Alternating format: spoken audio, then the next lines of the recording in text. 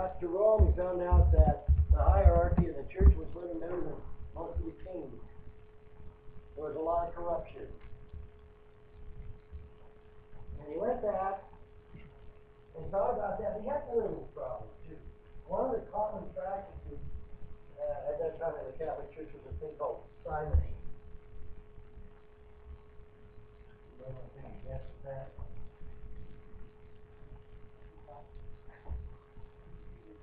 He's a trumpet player. Simony is the selling of dispensations and forgiveness and stuff like that.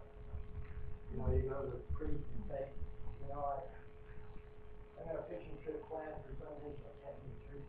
And the priest replied, $5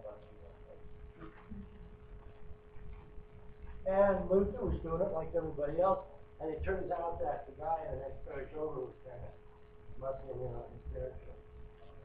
So he came back and he was having a real fit of conscience, and he was mad about that and all bunch of other things. And so one day he went down in the early 16th century, and he posted on the church door his 95 theses.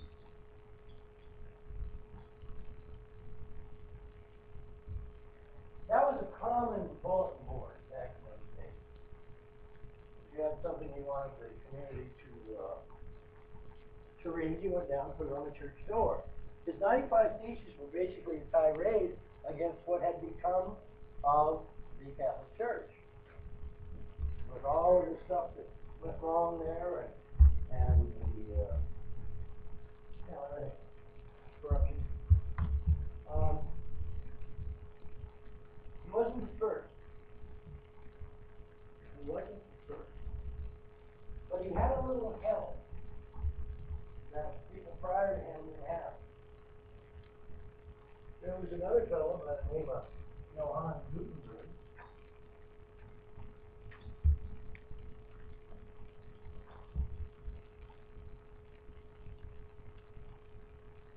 Who was a printer. And as the story goes, he was a kind of a clumsy printer. The printing press had been around for 2,500 years.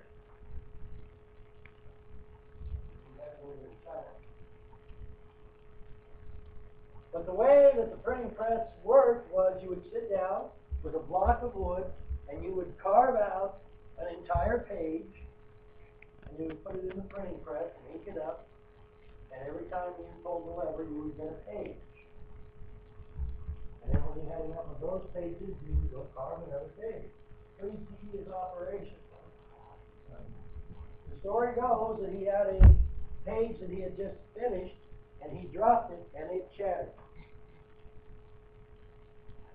And he looked down and he went, if I carve a bunch of little cubes, a bunch of little F's and D's and P's, then I can sit and make a little box where I can put these in place. And I don't have to carve them. So what Gutenberg really did was he invented movable type.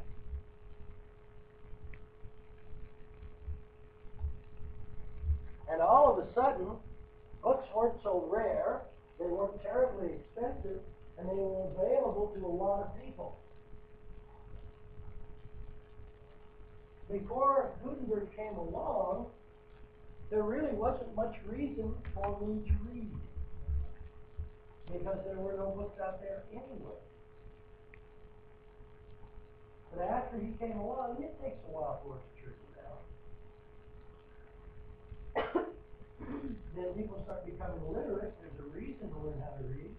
It starts with you read. And we've done the little classes and what have you.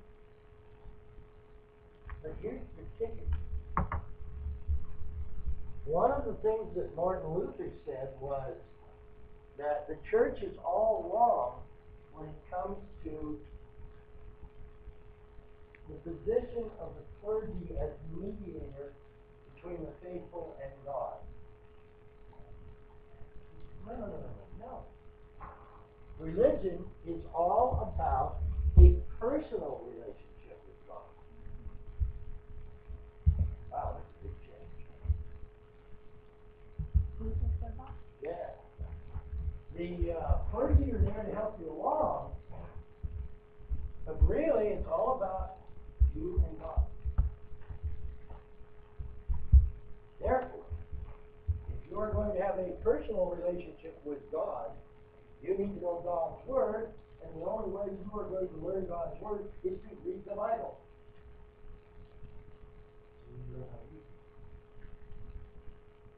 One of the first books that Luther put out in Mass, it was Luther put out in Mass, is the Bible.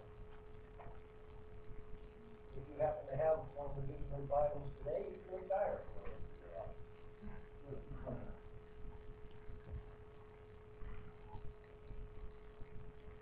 Is that going to change in the Western world?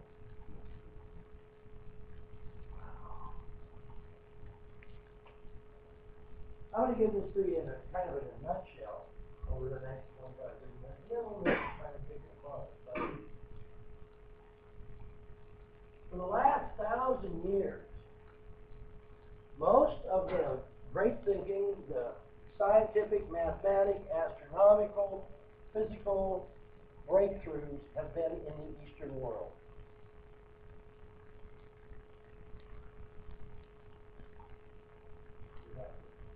Sometimes struggling with the political correctness that me, and probably the most un-PC guy who's met on campus. And it has become politically incorrect to call the Middle Ages the Dark Ages. And I'm here to tell you, friends, and ladies out there in American land, when it comes to Europe, those Middle Ages were pretty dim. Because the church was stifling anything and everything that had to do with any kind of an academic, scientific endeavor. No. We know that. Don't go asking questions. Especially don't go asking questions you don't need to ask. You just listen to your priest, listen to the pope, listen to the bishop, you'll be fine. And that's what's going on for 1,000 years. And by God, Galileo was one of the first guys to come out and say, I've been watching up there, and I don't think the sun goes around the earth. I think the earth goes around the sun. And Rome invited him to come and defend his theory, and he didn't go for years. And the reason he didn't go was because he knew when he got to Rome, they would kill him. They would kill him because he had no people listening. He finally went, and pretty much under pain of death, he came out and he said, "No, I joined. Let's go back."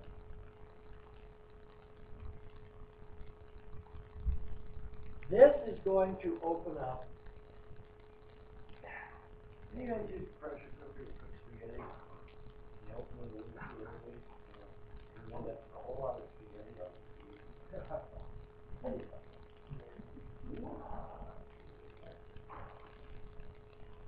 However, it's right on that portion of the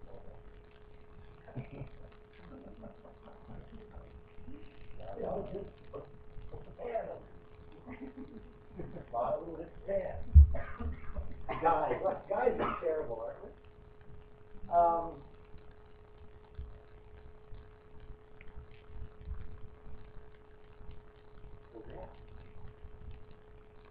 With this stranglehold that the church had on Europe finally leave, and people learning how to read, people started learning things. They started getting a lot of things from the Eastern world. But they started doing a lot of stuff on their own. And then a fellow came along. This was one of the first old talk.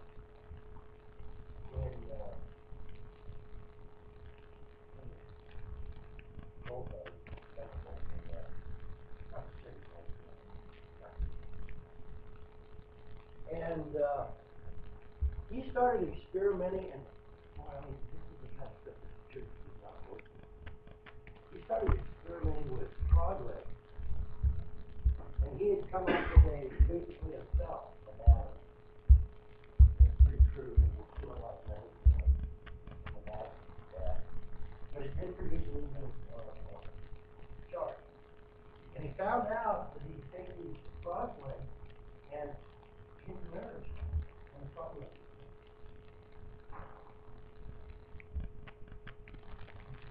Oh.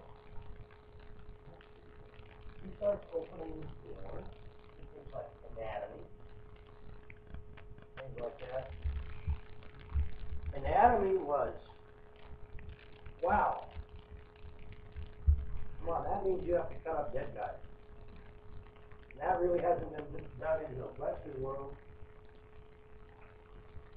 almost forever.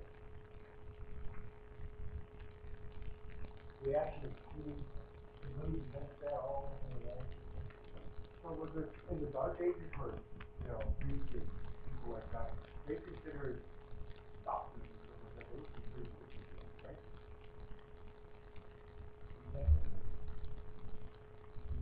Don't forget, we've gone through, all of the extremes, one of the things that really hurt Europe several times over several hundred years was plague.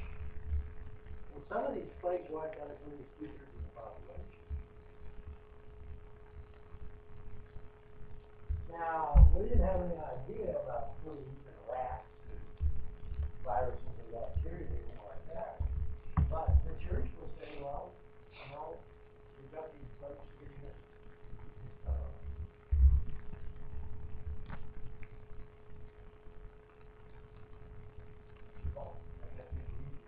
They believe it, yeah. I know, I can, I don't know who it was. I remember hearing in history class back in high school, they had a group of people that believed that if you, if you suffered from a headache or whatever, they would actually, drill a hole, cut out a hole in your head to let the demons out. Yeah, there was all kinds of wild stuff going on. And I have heard of them do that myself. Drill a hole in your skull and let the demon out. And a way to get back to a good relationship with God. It's true though. Don't be able to turn gold. If it turns gold, go through punishment. And some of these punishments were really severe. Isn't it like they would tell you different monsters or going on like that?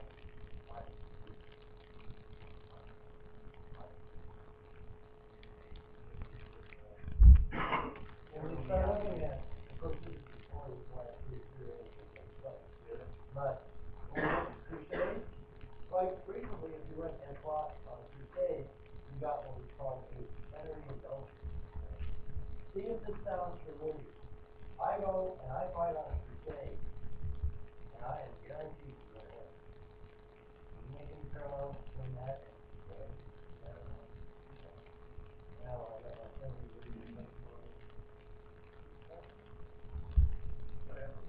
I know, if I ever become a fundamentalist Muslim, I'm going to join the one who believes in the You'll run out of it. I can handle one like that.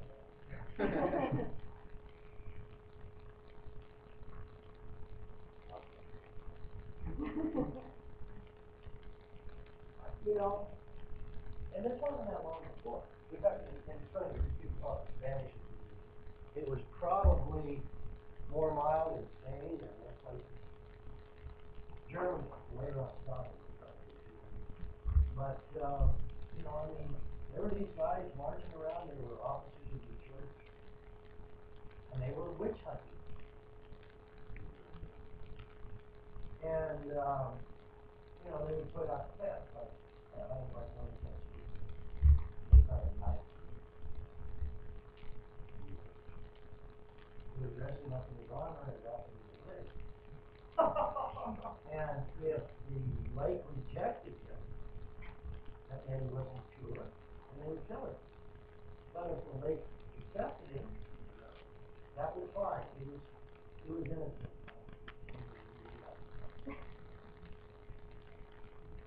same thing, you know, a lot of times when they burn people. If the fire wouldn't concern you,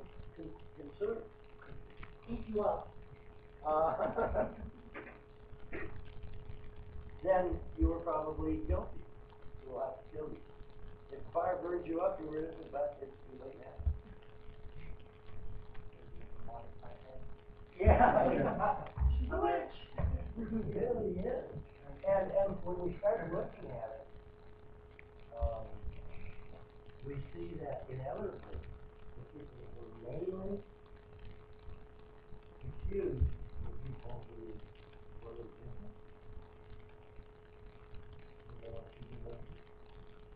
A lot of them were people who lived out of town. You know, relating with friends. Meanwhile, a lot of them were people that actually accepted. A lot of people were asking questions.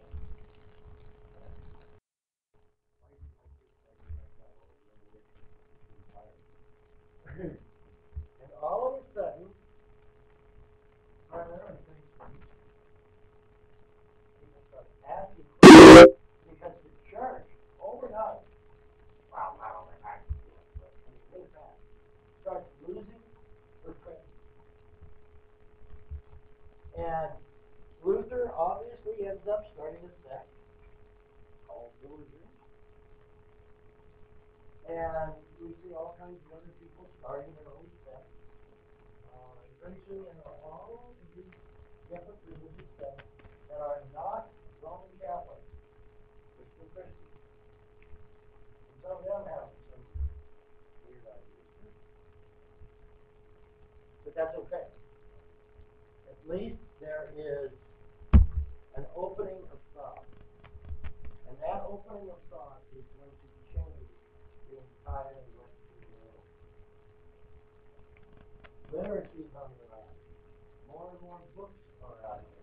It is okay to say, why is that star up there? You don't have to worry about some priest knocking down the door and burning at the stake anymore. You don't have too many questions. But it's still not a big question to get started, right?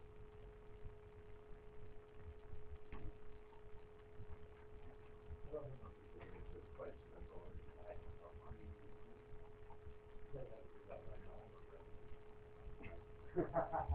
I'm a child in the 60s. What do you expect, huh?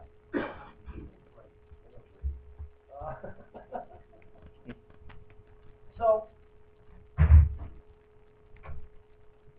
we see more and more different Protestant religions popping up. And they are gathering a lot of popularity. The church is not going to be sitting back and not worried about it. We're going to see a Catholic Reformation. And they're going to change a lot of their views. Also, a lot of their views. But this is what's happening, and this is the atmosphere that people like Voltaire are entering into. One of the biggies is the stars, planets. It was taught, we call it the perfect circle. And I mentioned Galileo. He was one of them that questioned that. Copernicus invented the telescope. You look at the telescope and go, you know what, that moon is not that perfect curl in the sky. That happens in now. And see, because it's the telescope.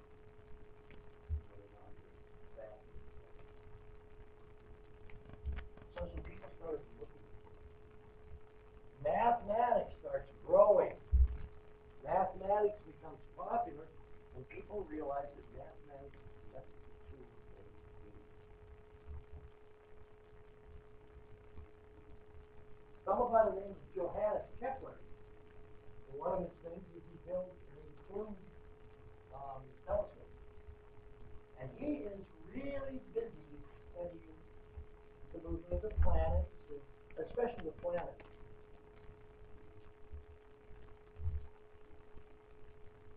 He says, you know what? The planets don't go around in perfect circles. They go around in kind of an egg shape.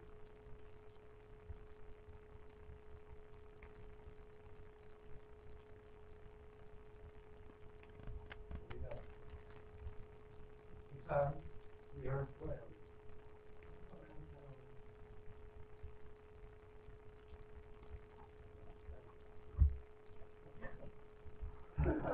Not like that.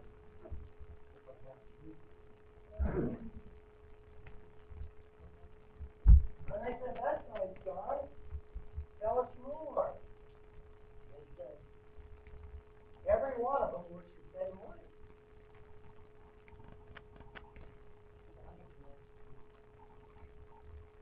Turns out we're known as Kepler's law.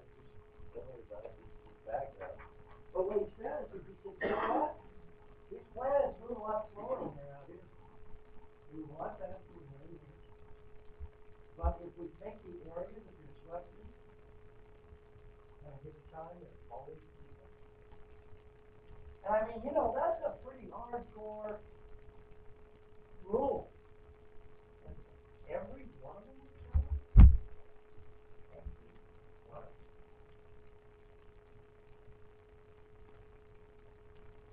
Got a fellow by the name of Isaac Newton comes along. He was a piece of work. But boy, he was brilliant. And he started looking at things like gravity. He was the first one.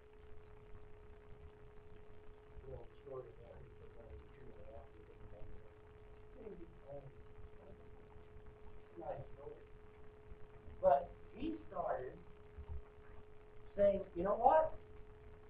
If I drop something, all other things being equal, with resistance and all of that, everything I drop, no matter where I am, will fall on Earth at exactly 32 feet per second and accelerate at 32 feet per second. No matter where. Those guys over in Italy going, yeah? And they're up on the military pieces, and then, yeah, sure. Newton's stuff was so advanced he had to invent a whole new branch of mathematics called calculus to work with this stuff. Anybody take a calculus? Calculus is the mathematics of change. That's what it is. I promise you, take calculus and you will never be sure about anything.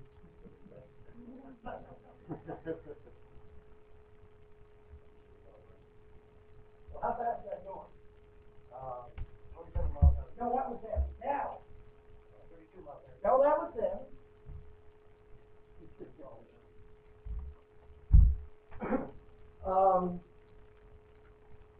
Bernoulli and all of these guys are coming up with the way fluids act under pressure. I mean, everything in the physical world. It's not because the angels are running around doing this stuff. It's because of natural law.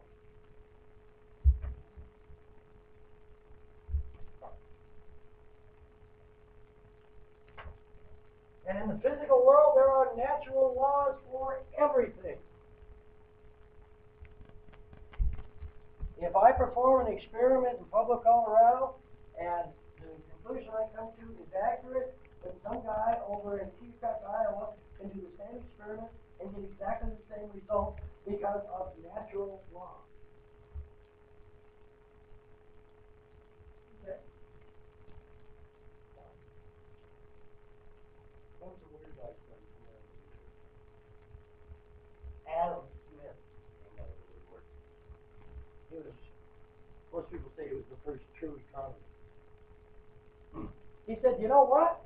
If natural laws apply to the physical world, maybe they apply to the economic world too. He was the first real capitalist. He talked about it in Invisible Hand. He wrote a book. let's say, it's called the Wealth of Nations. And he said, here's the way it works. Not by the invisible hand.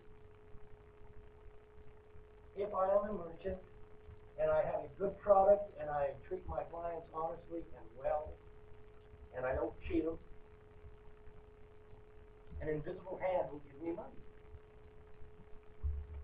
And if I am not a good merchant, and I cheat my clients, and my work is inferior, that invisible hand may take money away from me. He's talking about absolute pure capitalism,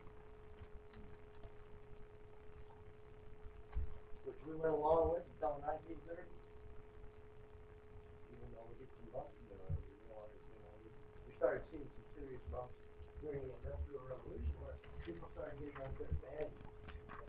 That was how it happened.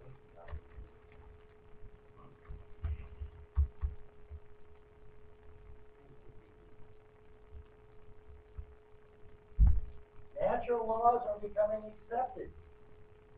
Okay, there's natural laws in the physical world, there's natural laws in the economic world, and a fellow by the name of John Locke, who you should thank every day.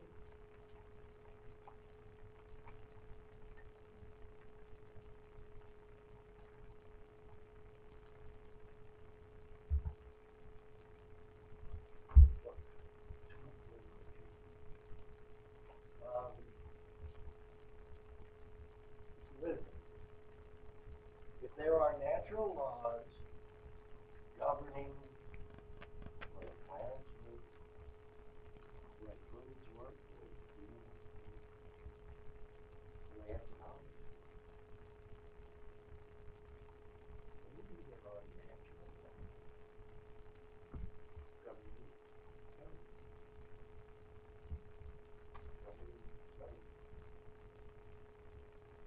And he came up with an idea. And his idea was that the only legitimate government, he didn't say what kind of government, he just said the only legitimate government had to be governed by consent.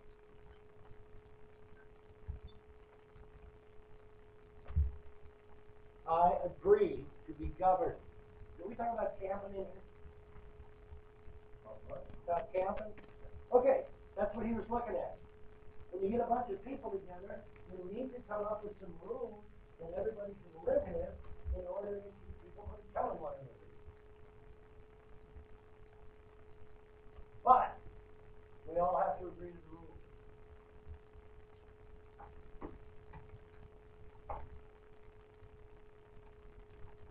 And he said we're going to do this by means of a social contract.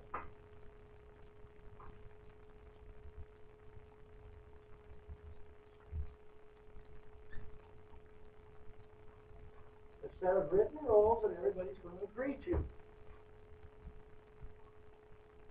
This was not well accepted in the Western world. Certainly not by the rulers, because who makes you king? Oh yeah, God made you. God. That's not exactly what I would call government by consent. Remember, the church is losing her power. But we have been living under monarchy, most of Europe has, for 1,000 years, and it works pretty well. Why should we change now? And if you stop the average guy on the street and explain to him the theories of John Locke, he would say that's the craziest thing I've ever heard. That's absolutely insane. And the truth is that throughout most of the world, that was indeed the case on John Locke's day. We haven't been living like that since guys were running around eating nuts and berries and hunting the woolly mammoth. Those guys were pretty much ruled by consent. Let's face it, most of them were bands of 30, 40, 50 people. They would have a leader, but the leader ended up being the leader, but he was pretty smart, everybody liked him, or something like that. So that was kind of out of consent. But as civilization started coming in, and the groups ceased being small groups and started 20, 30, 50, 100,000, then it was the strong man. And you obeyed the law because I said you obeyed the law. And you have nothing to say about what the law says. So that's been going on for about 4,000 years. Well, all of a sudden, this knucklehead John Locke comes along and says, "No, we got it all wrong." I'm sure he took a look at Athens.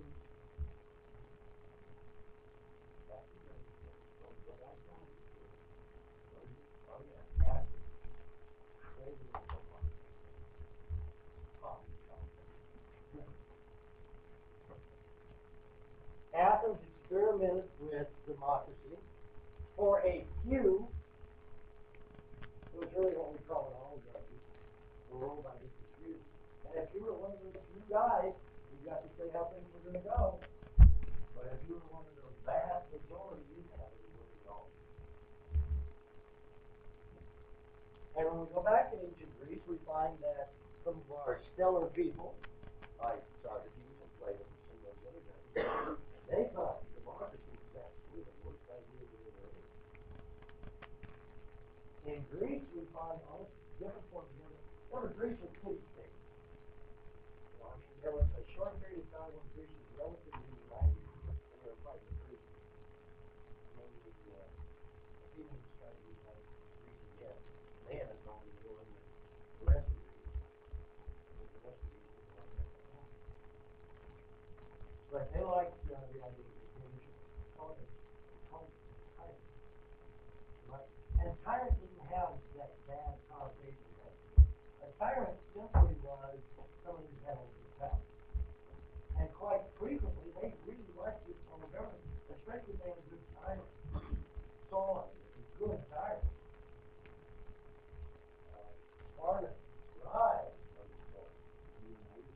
Leonidas was another one.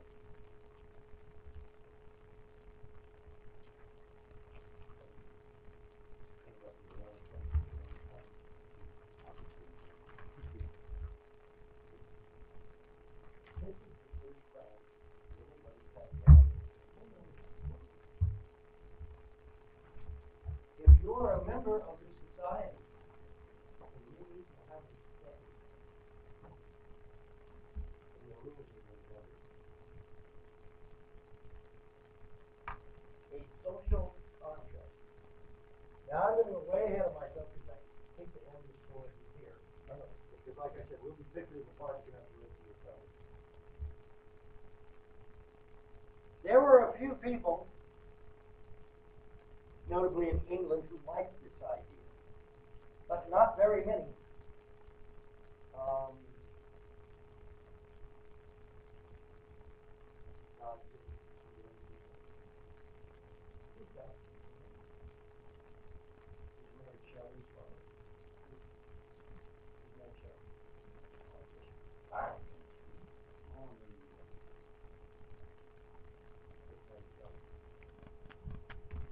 And some of the poets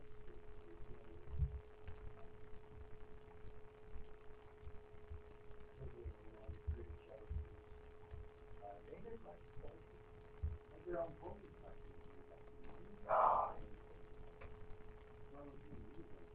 Well, I guess you know what? He was not too far after. Yeah, I know he's kind of oh, God. Read it. I don't know, some of the new stuff, you know, the slang version they're writing now, it's like, oh, but I mean, and I'm a romantic. I love the romantic. I like the old guys. But violence.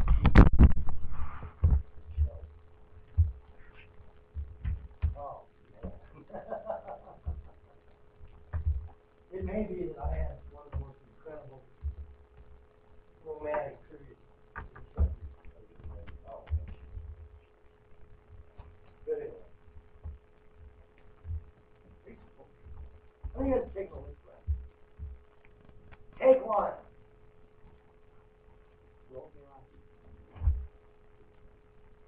Okay, back to my friend John Locke. He wasn't the only one. Hobbes was another one. Bacon was another one. Rousseau. All these guys started talking about this weird idea. Government by them. But it didn't go over very big. It was not popular. But, and we'll get into this later in more detail, this is also the time of exploration. We're getting out, we're moving around.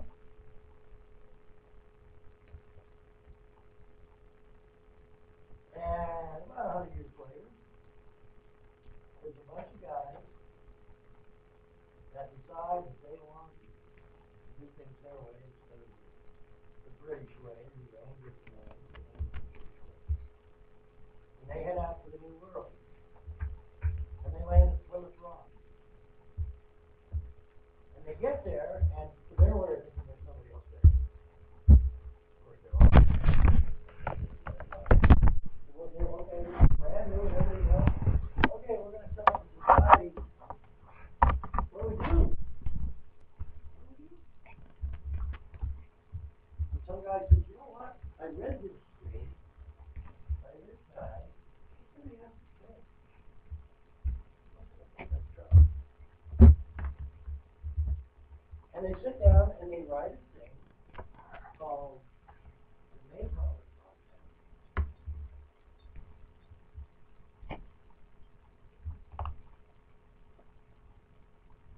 Which was the first.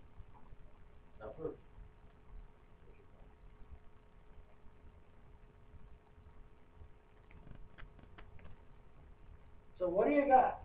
You got these people in the old world, and they're all going, that's the dumbest idea I've ever heard. And there's people in the new world that really never tried anything else. Before you know it, these guys are up in Massachusetts. Before you know it, there's some guys down in Virginia. And they put together what they call the House of Burgesses, where the citizens go, all right, I'm busy. You go and meet and do what I tell you to do, and you're the ones that are going to make the laws. The first true Republican form of government.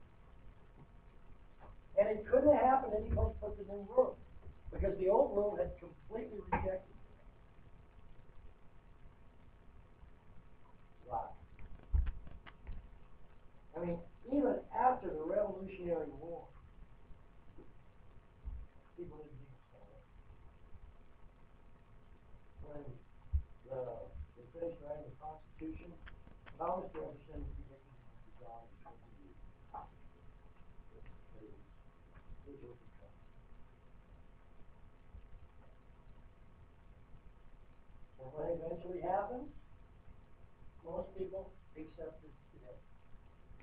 Most people in the world accept this today. You know, we talk about democracy being the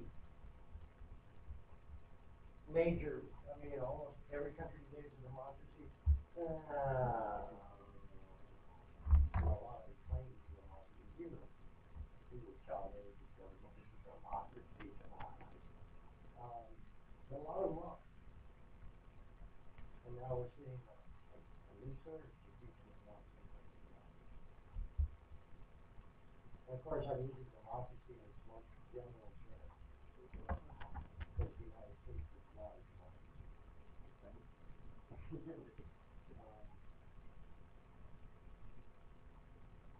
And it all started because one independent group got pissed off and one quitter ended up in the republic. And those two things came together. And undoubtedly, that revolution was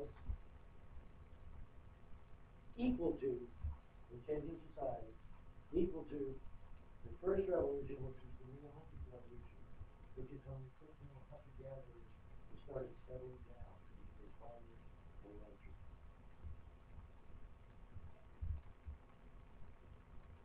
And it happened over a period of a couple hundred years, which, as I mentioned before, in the great scheme of things, is a blink of an eye. man, oh man, 200 years? How was the universe?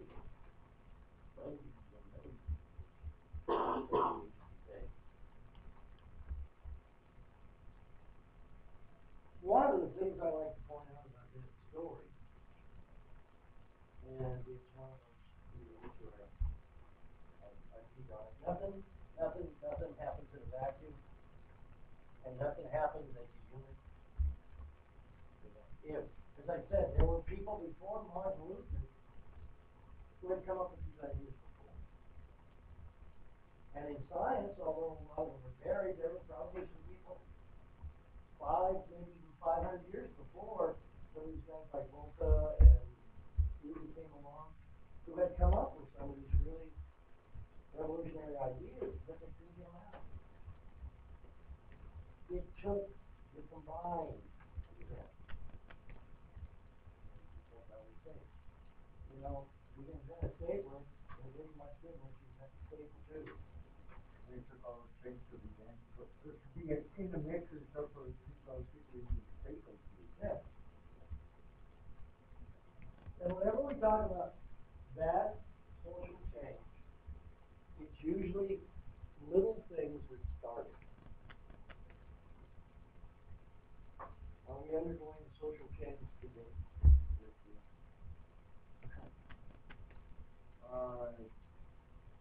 People are frustrated a lot. Can you give more of an attitude change? Something that's bringing about the attitude change?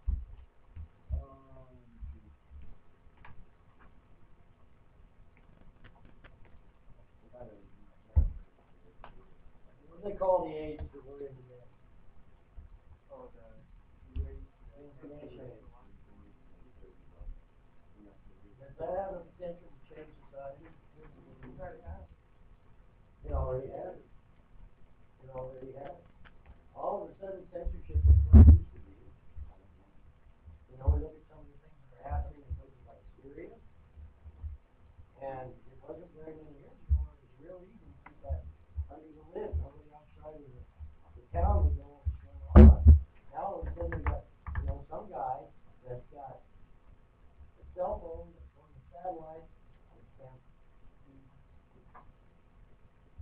shut that off. You know, and even a few years ago, the last big uprising in Iran managed to shut most of that information off because they just turned off the internet. But technology has gotten to the point now where that doesn't work anymore. That's so wrong.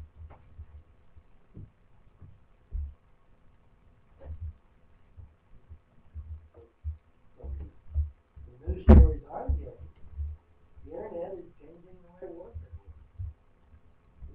It appears as though the United States managed to write a virus that really, really set the Iranian enrichment project on its ears. It was running on solitary computers, and all of a sudden, their computers were enriching uranium. Who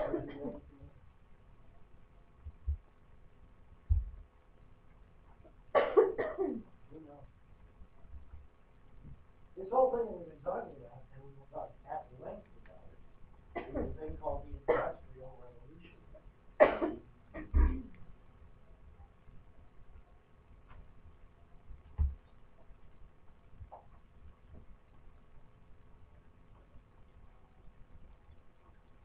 Anyway, as I say, we will talk a lot about it, because it's so important. It came about because of the scientific revolution that we have been talking about, which came about because of our friends, Mr. Gutenberg and,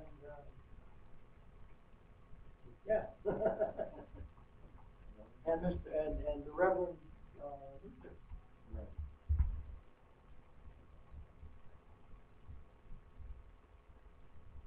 We all these products of science, and we go, well, what good are they? And we start using our newfound knowledge in science to create tools. Now, we've been doing that since day one. But now the tools are becoming more and more complex. We're inventing machines that can hook up to horses, to grind wheat, stuff like that. When James Watt comes along and invents the steam engine, that's everyone perfected. So they are. And now all of a sudden, we got a lot of power going for us. So that gives us more reason to invent better machines. And all of a sudden, we have an industrial revolution that just keeps flowing.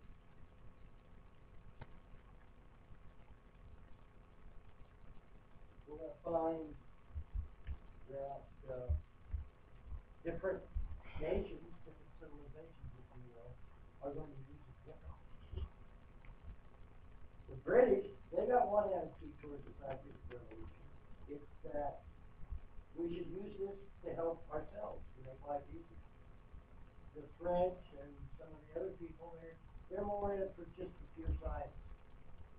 So the English get a real jump on the rest of the world as far as the industrial revolution goes.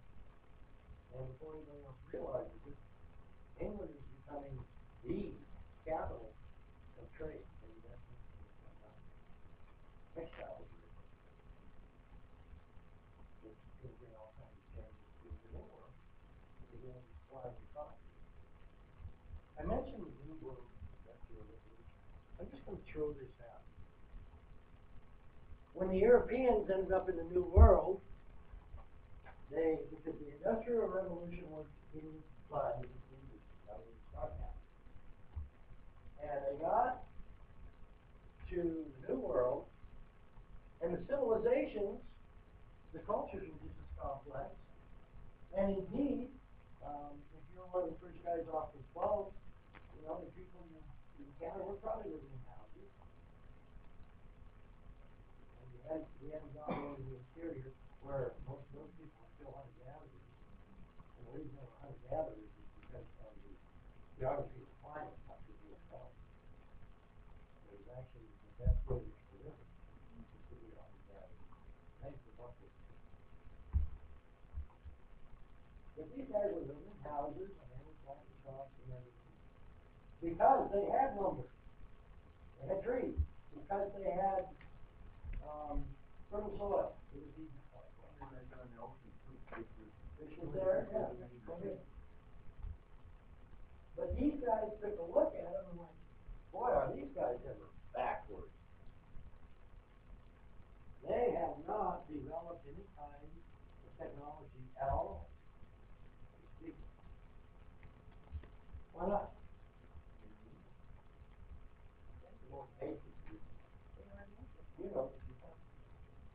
What did they have? Oh, no, horses. Horses. The only large domesticated animal they had was the lion. In all of the Americas. I'm going to try to ride one.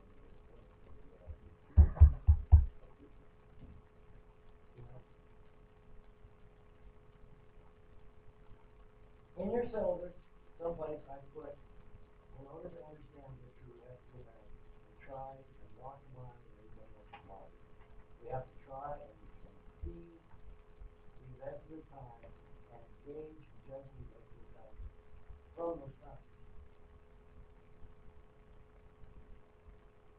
And when the Europeans came over, they were judging the natives of the Americans from their own viewpoint. And they had horses since day one. So they had a reason to develop this technology. The cultures were a lot different too. Yeah, that's one of the reasons. Europeans were heavily dressed in the world and stuff like that. Maybe they ran around there ocean fishing and stuff like that. So why do we need all these boats? Yeah, this is why people, there was no why. That's nothing to do with it. We're going to talk about it later. Who was really the guy that brought these guys to India. And Gandhi was